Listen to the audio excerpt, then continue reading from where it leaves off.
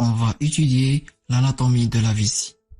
Pour cela, on adoptera le plan suivant.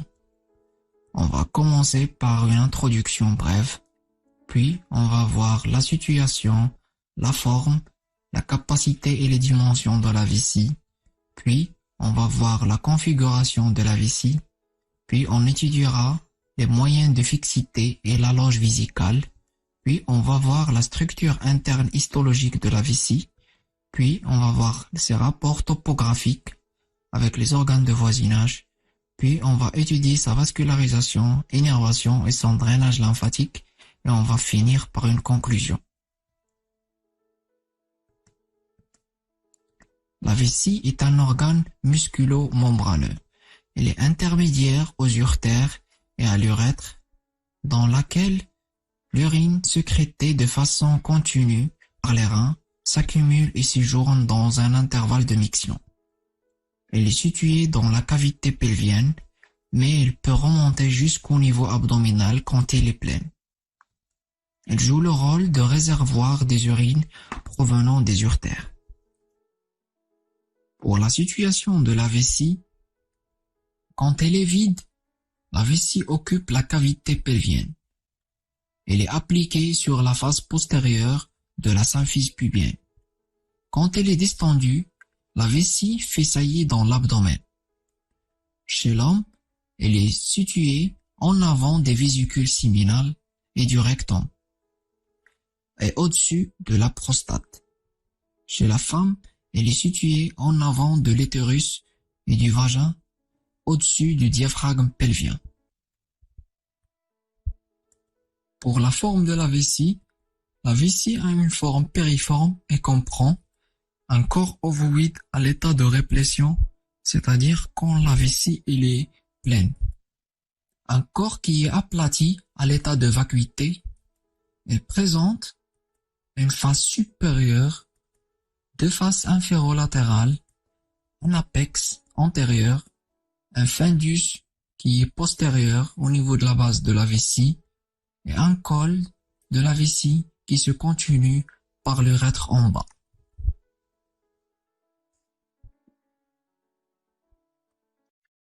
Pour la capacité et les dimensions de la vessie, elle mesure 6 cm de longueur, 5 cm de largeur.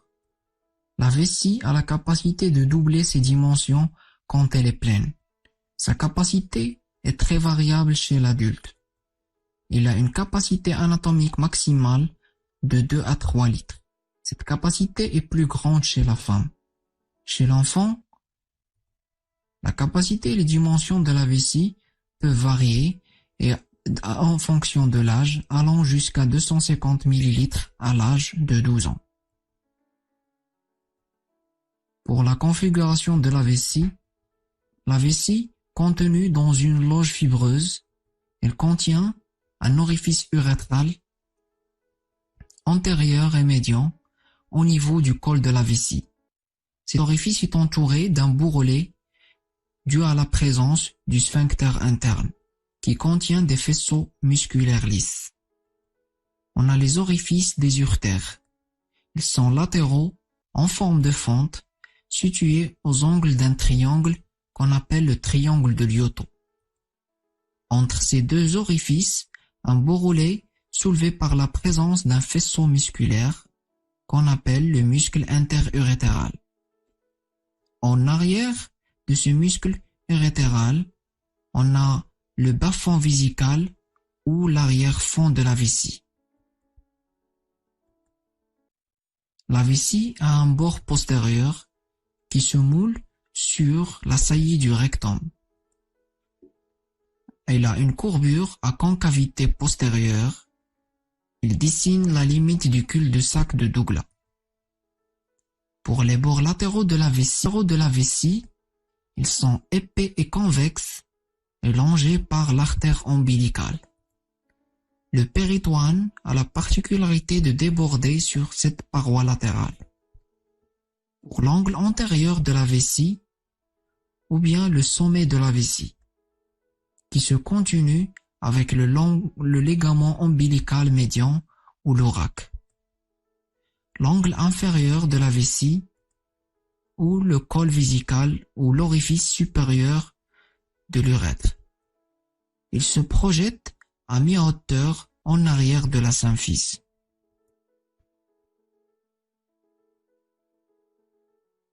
Pour les moyens de fixité de la vessie est contenue dans une loge cellulofibreuse qu'on appelle la loge vésicale.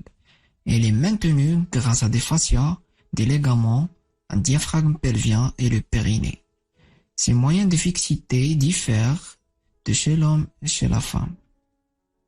Chez l'homme, on a le fascia vésical, qui est la tunique adventice. On a l'aponévrose ombilico-prévésicale en avant. Cette aponévrose se continue en bas par le fascia prostatique et fusionne en arrière avec le fascia rétrovésical. Le ligament ombilical médian ou l'ORAC, le ligament pubo-prostatique qui s'étend depuis la symphyse pubienne jusqu'à la prostate. Latéralement, on a les ligaments vésico-latéraux et les lames pubo-sacrogénitales. Et aussi, on a le diaphragme pelvien et le périnée par l'intermédiaire du fascia inférieur du diaphragme urogénital. Chez la femme, on a le fascia vésical ou bien la tunique adventice, le fascia ombilico-prévésical qui fusionne en arrière avec le fascia rétrovésical et en bas avec le fascia supérieur du diaphragme urogénital. On a le ligament ombilical médian ou bien l'ORAC. On a le ligament vésico-antérieur par l'intermédiaire du ligament pubo-vésical qui est tendu depuis la symphyse pubienne jusqu'à la vessie. On a latéralement les ligaments vésico-latéraux. Et aussi, on a le ligament vésico-utérin. Aussi, les lames pubo-sacrogénitales. Et le diaphragme pelvien et le périnée.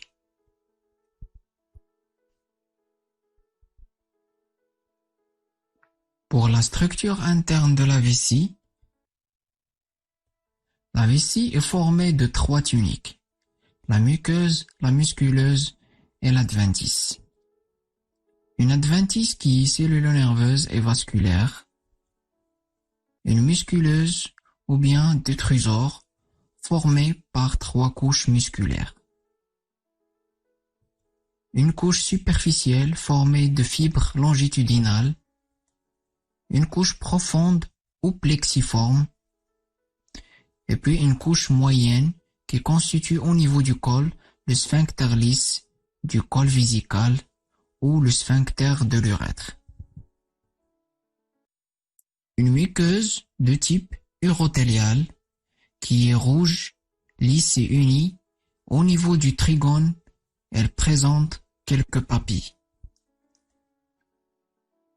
Le péritoine ne revêt que la face supérieure et partiellement les faces postérieures et latérales.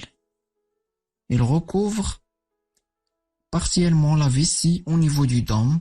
Alors la vessie peut être abordée chirurgicalement par voie extra-péritoniale. Les uretères ont une implantation oblique au niveau de la paroi vésicale et leurs amarrages au niveau du plan musculaire du trigone créent un dispositif anti-reflux qui fait qu'à l'état normal, l'urine ne peut en aucun cas remonter contre courant vers le rein.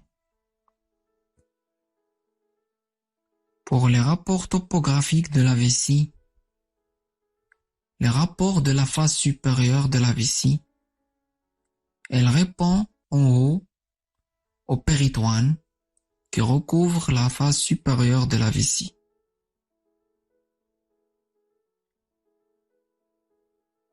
La face supérieure de la vessie répond aussi aux onces intestinales et au côlon sigmoïde. La face antéro-inférieure de la vessie répond à la symphyse pubienne et le pubis. à l'aponévrose ombilico-prévésicale, au ligament ombilical ou l'oraque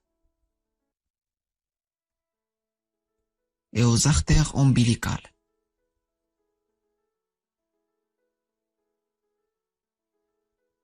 Pour les rapports du sommet, sont représentés par l'oraque, qui s'étend jusqu'à l'ombilic. Pour les rapports de la face postéro-inférieure de la vessie, chez l'homme, elle répond au canaux déférent, aux vésicules séminales, à la portion terminale des urtères et au feuillet péritonéal qui forme le cul-de-sac vésico-rectal, l'aponévrose prostato-péritonéale qui est située entre le rectum en arrière et la vessie et la prostate en avant. Pour les rapports postéro-inférieurs chez la femme, le feuillet péritonéal qui forme le cul-de-sac vésico-utérin. Il répond aussi à la face antérieure du vagin, à la cloison vésico-vaginale qui sépare le vagin et la vessie, la portion terminale des urtères. Pour les rapports du bord postérieur de la vessie, il est séparé du rectum par le cul-de-sac vésico-rectal chez l'homme et séparé des organes génitaux par la cloison vésico-vaginale et par le cul-de-sac vésico-utérin chez la femme. Pour la vascularisation, innervation et drainage lymphatique de la vessie, la vascularisation artérielle de la vessie provient essentiellement des branches de l'artère iliaque interne. Pour les artères antérieures, ils sont fournis par l'artère pudendale interne et par l'artère obturatrice. Les artères postérieures et inférieures sont fournies par les artères vésicales inférieures et l'artère vésiculo-différentielle. Les artères supérieures proviennent de l'artère ombilicale. Pour le drainage veineux de la vessie, les veines des parois vésicales se jettent dans un réseau périvésical qui rejoint en avant le plexus rétropubien qui se draine lui-même dans les veines pudendales internes, puis vers la veine iliaque interne. Latéralement, les plexus vésicaux se drainent par les veines vésicales qui se drainent eux-mêmes dans les veines iliaques internes. Pour le drainage lymphatique de la vessie, les lymphatiques de la face supérieure et antéro-inférieure de la vessie aboutissent au ganglion iliaque externe et au ganglion obturateur. Pour les lymphatiques de la face postéro-inférieure, ils vont essentiellement au ganglion hypogastrique, au ganglion iliaque interne et au ganglion interiliaque.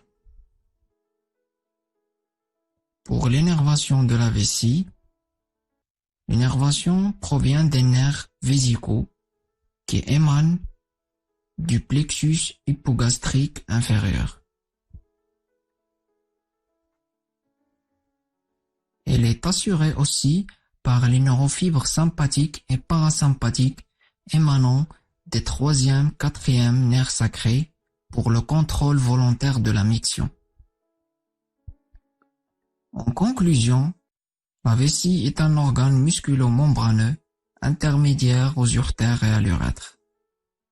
Elle a le rôle de réservoir des urines avant leur excrétion via l'urètre. Elle est située dans la cavité pelvienne.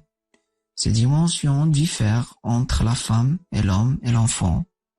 La loge vésicale entoure la vessie et permet sa fixation.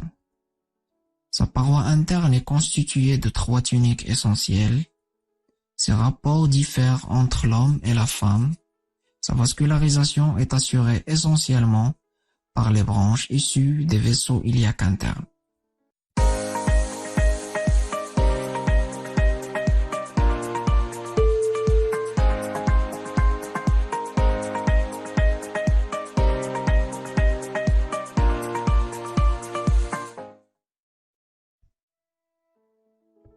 étudier l'anatomie des reins. Pour cela, on adoptera le plan suivant. On va commencer par une introduction brève, puis on va aborder la disposition des reins, puis leur configuration interne et externe, puis leur rapport topographique par rapport aux organes de voisinage, puis on va étudier la loge rénale, puis les calices et les bassinées, puis on procédera à la vascularisation, innervation et drainage lymphatique du rein, et on va finir par une conclusion. Le rein est un organe volumineux, pair et symétrique, qui sécrète les urines. Ils sont situés dans l'espace rétropéritonéal, de part et d'autre du rachis. Leurs fonctions, ils ont une grande influence dans la régulation de l'homéostasie, un rôle dans le maintien de l'équilibre hydroélectrolytique et acido-basique. La filtration et la réabsorption de certaines substances permet d'aboutir à la formation des urines. Ils ont une fonction endocrine et excrétrice importante. Ils peuvent présenter des variations de développement comme l'absence d'un rein ou bien ce qu'on appelle un rein unique, ou bien des pathologies diverses d'ordre lithiasique, infectieuse, tumorale ou malformative. Pour la disposition des reins, les reins occupent les régions lombaires dans les parties hautes et latérales de l'espace rétropéritonéal, de part et d'autre du rachis. Ils se projettent latéralement par rapport au processus transverse des vertèbres thoraciques 11e et 12e vertèbres thoraciques, et par rapport aux premier et deuxième vertèbres lombaires. Son extrémité supérieure du rein droit atteint le bord inférieur de la 11e et la 12e côte.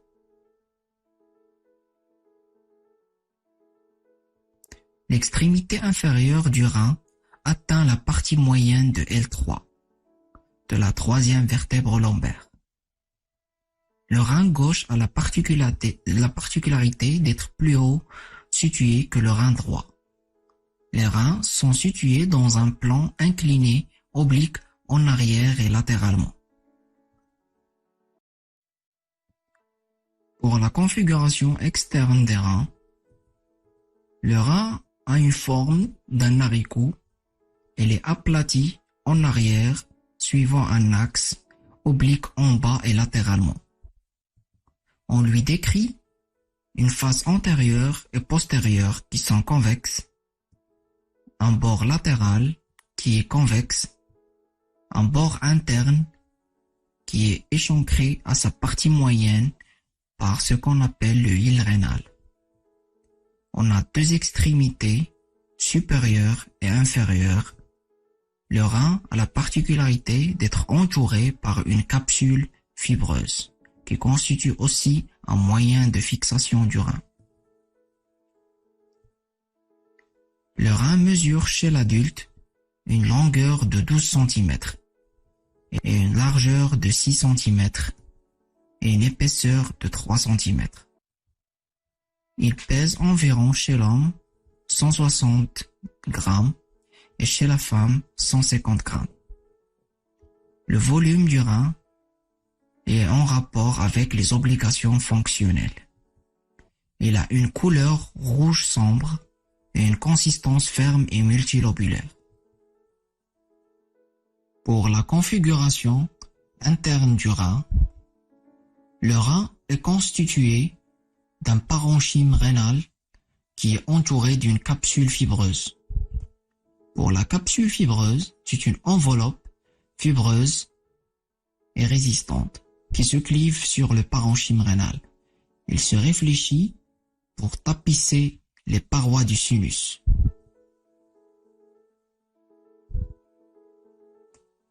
Pour le parenchyme rénal, il comprend deux parties, la médula interne et le cortex qui est externe. Pour la médula, elle est de couleur rouge foncé. Elle est formée par les pyramides de Malpighi sous forme de stries à sommet interne. À leur sommet interne s'ouvre la papille, qui correspond à l'extrémité des grands et des petits calices. À leur base, ils constituent les pyramides de Ferrat.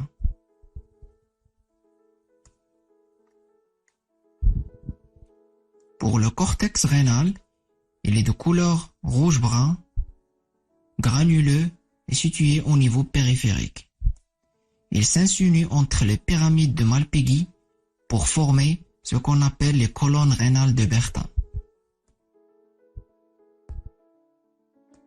Pour le sinus rénal, il est profond de 3 cm, s'ouvre au niveau du hile et comprend les vaisseaux et les nerfs des reins avec les calices et la jonction pyélo-érétérale. Pour le néphron, il constitue la structure principale du pyramide de Malpighi. Le néphron est considéré comme l'unité fonctionnelle du rein. Il est dédié à la filtration du sang et la création de l'urine. Pour la structure des néphrons, il est constitué d'un corpuscule rénal et d'un tubule rénal qui possède 4 sections. Pour le corpuscule rénal, il est constitué du glomérule. Le sang provient de l'artère interlobulaire, puis vers l'artère arquée, puis à partir de l'artériole afférente, il chemine dans le glomérule ou le réseau capillaire où il sera filtré. Ce glomérule-là est entouré par la capsule de Bowman. Il permet de filtrer les liquides et les solutés du plasma provenant du sang dans la capsule glomérulaire et la formation de l'urine primaire. Le tubule rénal comprend le tube contourné proximal, puis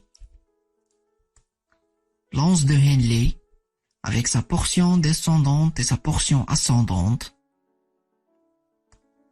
puis le tube contourné distal et le tube collecteur. Il permet surtout la réabsorption des éléments hydroélectrolytiques et la formation de l'urine secondaire ou définitive. Pour les rapports topographiques du rein, on va commencer par les rapports postérieurs. Les rapports postérieurs sont les mêmes à droite qu'à gauche. Ils se font par l'intermédiaire de la loge rénale. On peut distinguer des rapports dans 2 étages différents, au niveau de l'étage thoracique et au niveau de l'étage lombaire. À l'étage thoracique, le rein est en rapport avec la 11e et la 12e côte, avec le cul-de-sac inférieur de la plèvre, ou bien le sinus costodiaphragmatique, avec le diaphragme par l'intermédiaire du ligament cintré. Au niveau de l'étage lombaire, le rein est en rapport avec le muscle iliopsoas, avec le muscle carré des lombes, avec l'aponévrose du muscle transverse, et avec le 12e nerf intercostal. Pour les rapports antérieurs du rein, ils diffèrent entre le rein droit et le rein gauche. Pour les rapports du rein droit, il répond à la face inférieure du foie et à la vésicule biliaire, à l'angle colique droit et le ligament phrénocolique, à la 2e portion du duodénum, à la tête du pancréas. Pour le rein gauche, elle répond à la queue du pancréas, à la rate, au côlon transverse, à l'angle colique gauche et au côlon descendant, à l'estomac avec l'arrière-cavité des épiplans et aussi aux onces grêles.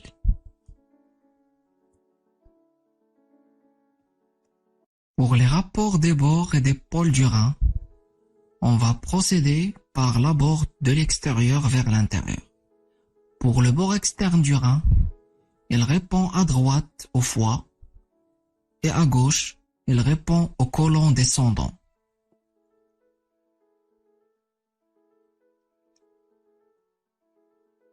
Le pôle supérieur du rein, il répond respectivement à la glande surrénale et à la 11e côte.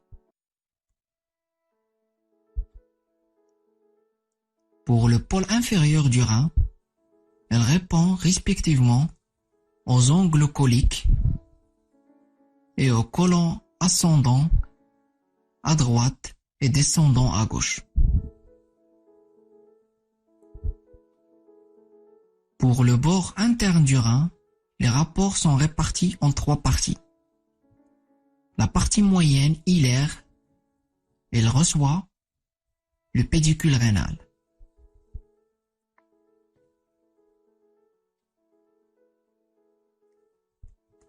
La partie inférieure ou sous-hilaire, elle répond à l'urtère. Et puis, la partie supérieure ou sus-hilaire, elle répond à la surrénale. Et puis, on a les gros vaisseaux, l'aorte à gauche et la veine cave inférieure à droite.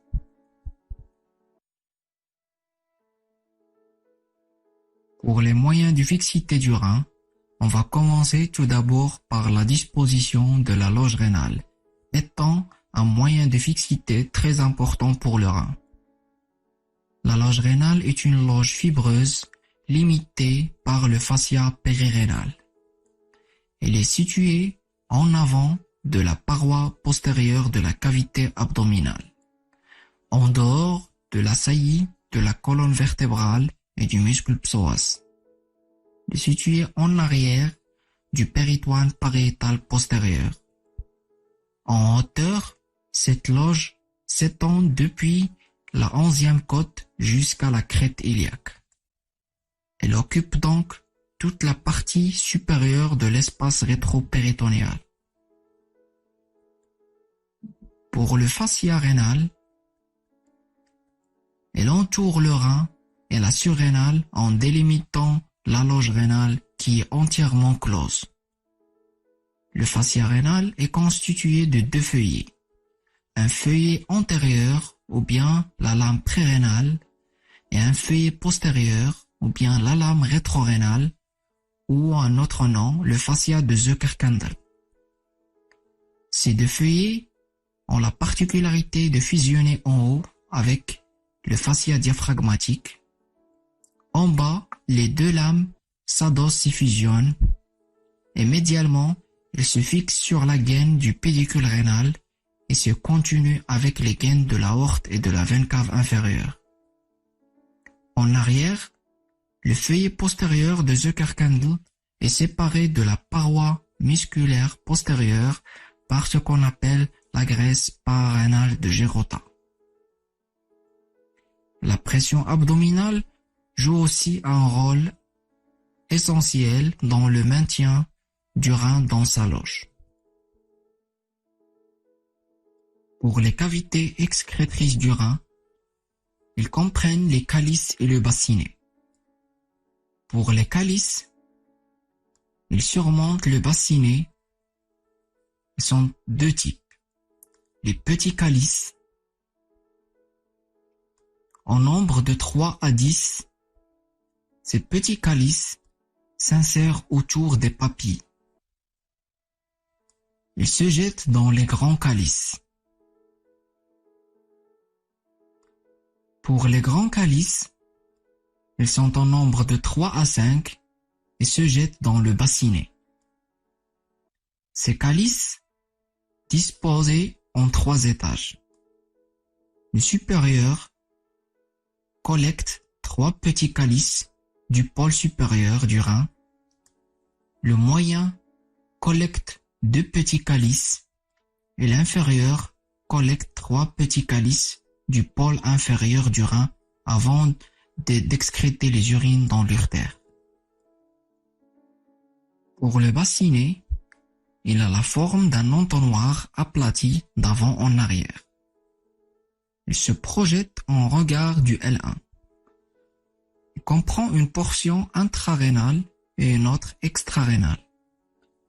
Sa base supéro-externe a une largeur de 20 jusqu'à 25 mm. Sa base résulte de la confluence des grands calices. Son sommet inférieur qui se continue par le segment initial de l'urtère. Pour les rapports du bassinet, on va aborder les rapports en fonction des deux portions. Pour la portion intrarénale, on a en avant, on a les vaisseaux rénaux, la veine et l'artère. En arrière, on a la lèvre postérieure du hile.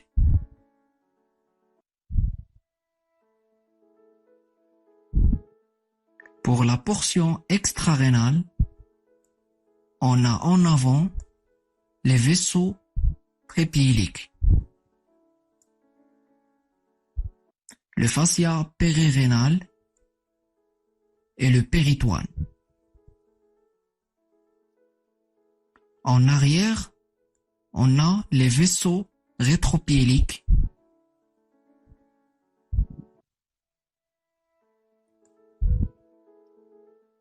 le muscle psoas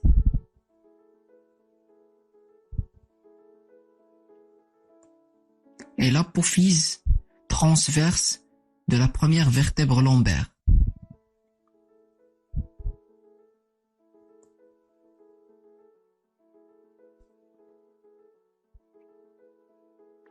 Pour la vascularisation, énervation et drainage lymphatique du rein, la vascularisation artérielle du rein provient des artères rénales. L'artère rénale naît de la face latérale de l'aorte au niveau de L1-L2. Elle a un trajet obliquement en bas, en dehors vers le rein correspondant. L'artère droite est plus longue que l'artère gauche et passe derrière la veine cave inférieure. Pour la terminaison de l'artère rénale, elle se divise en deux branches avant d'atteindre le hile. Une branche antérieure au prépiélique et une autre branche postérieure ou la branche rétropiélique. Les deux branches se ramifient selon la topographie calicielle en branches segmentaires, puis en branches interlobaires, qui vont donner les branches arquées, et enfin en branches interlobulaires. Ces branches sont de type terminal sans anastomose entre elles. Alors la vascularisation du rein est de type terminal. Du coup, une obstruction de l'artère rénale va donner une ischémie et risque de nécrose du rein s'il n'y a pas une levée de cette obstruction. Pour le drainage veineux du rein, elle est assurée par les veines rénales. Les veines rénales, en premier, au niveau du parenchyme, sortent les veines interlobulaires, puis vers les veines interlobaires, puis vers les veines segmentaires, qui se réunissent en se disposant en deux plans, un plan prépiélique et un plan rétropiélique. Pour le trajet de la veine rénale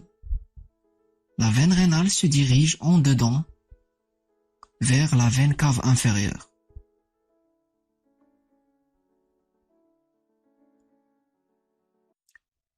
La veine rénale gauche a la particularité d'être plus longue que la veine rénale droite et chemine entre l'aorte et l'artère mésentérique supérieure. Pour la terminaison, les veines rénales cheminent devant les artères correspondants et se jettent dans la veine cave inférieure à la hauteur de L1 et L2.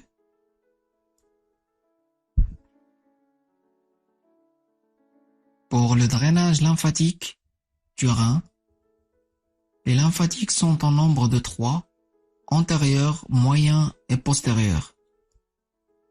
Ils accompagnent les artères rénales à partir des artères interlobaires. Elles se jettent dans les ganglions latéro-aortiques droit et latéro-aortique gauche. Pour l'énervation du rein, elle provient du plexus rénal droit et du plexus rénal gauche.